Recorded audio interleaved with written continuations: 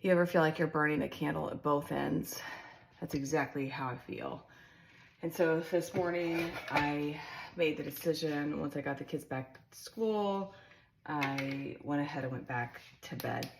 I have a gazillion things to do. I feel like there's never enough time in a day. And I'm just not taking care of myself the way that I need to. I just don't know how to. With everything responsibility-wise, I don't know how to make that happen, to make that a reality. And, I've been very public in my journey about my grief because in some weird way, it's been very therapeutic for me to talk about. And I just pray that God uses me to help other people. And so I'm very open about kind of the things that I'm walking through, but I'll never be open with my kiddos' grief because that is their private stuff. So we've been walking through some stuff with them, or I have been, not we, I have been. And it's been extremely difficult to feel like there's enough of me to go around and then enough of me to take care of me. And so I'm struggling this morning. I'm struggling because I am burning the candle at both ends, and I don't know how to not burn the candle at both ends. And I just need to get better, I suppose, at saying yes to the really important things and no to the unimportant things. I just, a lot of the important things right now, I don't know what's not important. My kids are important. I'm going to show up for my kids. I'm going to show up for those conversations. But at the end of the day, I got to figure this out on how to take care of me too. So I decided to go back to bed. I do feel a little bit guilty about it, but I'm not going to feel guilty about it. And I'm just going to say, you know what? Quentin would always say, babe, how do you eat an elephant? You eat it one bite at a time. All these things that I have to do, eventually they'll get done or they just won't.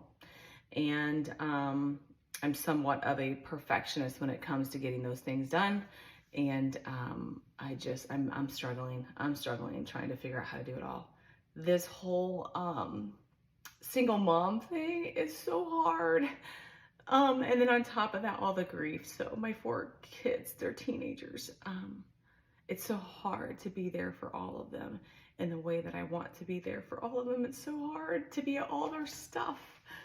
Quinn and I were at everything. It's so hard to be there at everything. And that switch for them, it's just been like a light switch, like an off and on. And, I don't know. I don't know this morning. It goes back to the I don't know prayer. I don't know, but I know who holds me. I know who does know. And that's what I have to keep mindful of, cognizant of, that I don't have the answers. There isn't enough of me to go around.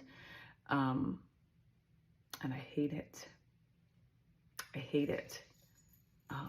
And I'm sacrificing myself and my sleep and all the things that I need to do to make sure that I'm there for my kids like any mother would do.